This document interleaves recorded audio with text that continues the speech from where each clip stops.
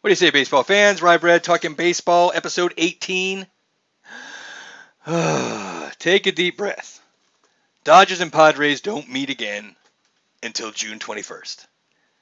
We've had some October baseball in April. It's like nothing I've ever seen. There's an excitement level around the game that is unprecedented in recent memory for me. And I hope that MLB can seize on this momentum and draw in more fan interest beyond their regional confines. They've got a great opportunity for that tonight in Tampa Bay because the A's are in town to face off with the Rays, and you've got Dallas Braden and Brian Anderson in the booth for their respective clubs, both guys that bring their personality into the booth. And it would be great if they could just switch for an inning, give the scouting report, break some stories about their guys that normally you wouldn't get. Normally, unless you play fantasy, there are a large number of baseball fans that do not know players outside of their own team. When somebody comes into town, it's like, oh, who's this guy? It's very common. And baseball has not managed that well. You should be able to have a game on in the middle of a screen, surrounded by other little screens without the sound on, so you can follow more than one game at one time. I'm an educator. I have taught from kindergarten all the way through postgrad, international dormitory, large cross section, age, culture, religion, sex, everything. These kids process information in ways that older people cannot fathom. They can have the radio on, the TV on, a conversation going, and be studying comfortably. There are a lot of kids who can do this, and for older people, it's impossible to fathom. And baseball doesn't carry that kind of intensity normally in April. But you can watch a lot of games at once, and these kids are accustomed to absorbing that kind of information. That's how you keep their interest, is allow them to take in all those games at once because they can do it easily. If I can do it, they can do it. Trust me. So there's a lot of hurdles for the marketing. I just hope we start seeing some positive momentum with that. I'm going to make a push today to get Braden and BA to switch just for an inning. I want to hear both those guys going for my team. I want to hear what Braden has to say about my team. Basically is what it boils down to. But those guys are awesome. And why not spread it around?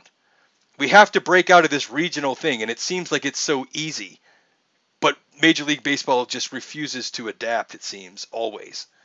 But let's get back to the baseball. The Padres need those games out in Arizona. Arizona coming off a big high school sweep of the Braves. So give Mad Bum his no-hitter. If anybody deserves your respect as a pitcher, it's Madison Bumgarner. Just let it go. This is going to happen a lot. If you mercy ruled somebody back in the day, and the game was over and they didn't have any hits, I bet you called it a no-hitter, didn't you? I know I did. Shows you the level of competition.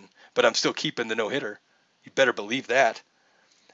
The Dodgers are hosting the Reds, and they line up with Urias, Buehler, and then Kershaw. The Reds cannot catch a break. But I like the Reds. They're exciting. They can hit. And maybe the Dodgers have a little emotional letdown, but I doubt it. I'd be more worried about the Padres in that regard. They struggled with the Brewers in between their Dodgers series, and they have to focus out there in Arizona and get those wins. They need a lopsided number against the Diamondbacks because the Dodgers are going to have a lopsided number against the Diamondbacks, you can bet. That whole West is going to shake out. Don't forget about the Giants are still right there. We're not even talking about the Giants. The Giants are still right there in the West. The momentum of this positive energy that we got from these exciting games between the Padres and Dodgers has left a little bit of void because the stage is now clear. The entire season is going to play out with LA and San Diego in the backdrop. That's clear. That's exciting baseball. It's going to be there all year in the background, but something needs to step up. And for me, that's going to be this East-West thing in the American League.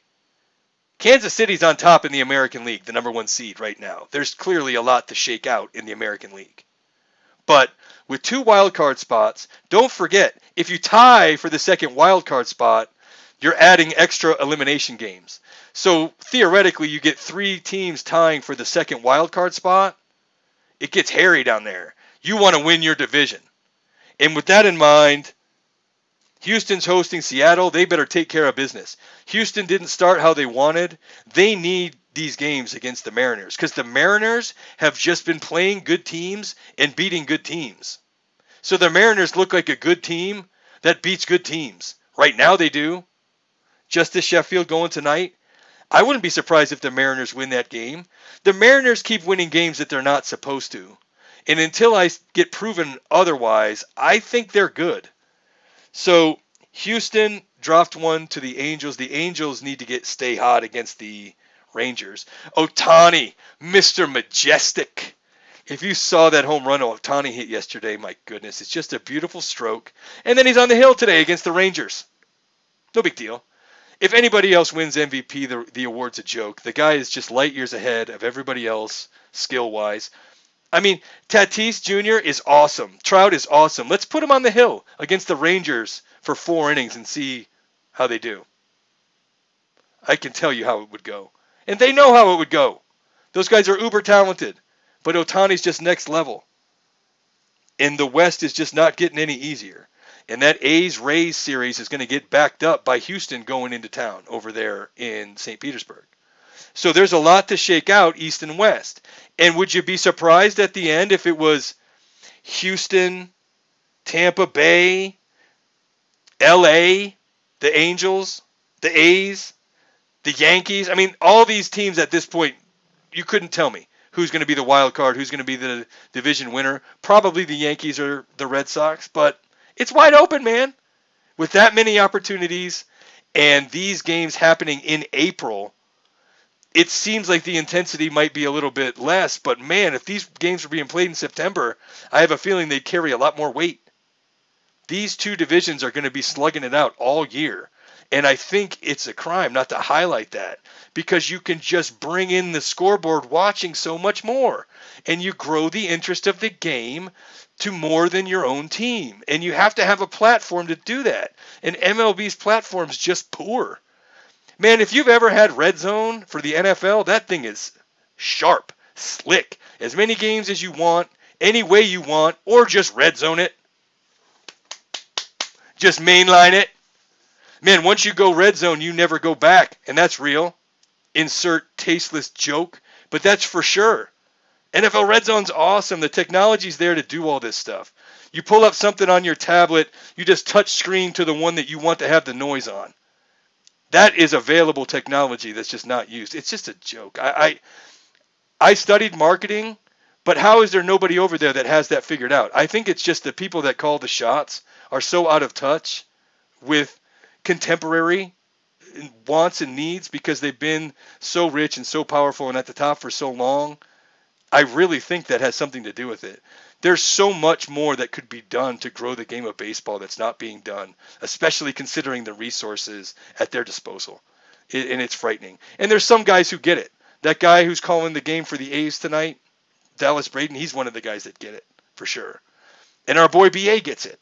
Dwayne Stats and B.A., fantastic call of a game. I love listening to those guys, but they should spread it around. There's so many opportunities for that. I'm running long already. I want to get off that. But before we go, make sure you check out Miami at Milwaukee. That one you might give a pass normally, but Trevor Rogers and Corbin Burns are pitching tonight. That's worth your time. Burns is the guy that gave me the old visceral reaction to the strikeouts. He punches people out with authority. Ooh, there's that 96. It's awesome. So I'm definitely going to be a busy guy tonight. I got lots to tune into. If you're at the Trop, don't forget, Bascom's Chop House, Clearwater, Florida, 15 minutes away. Best steak in the city, best wine list in the city. You will not be disappointed. Get at me on Twitter, at RyeBread0844. Subscribe if you can. We'll be back tomorrow because I'm going to do 162. Thanks.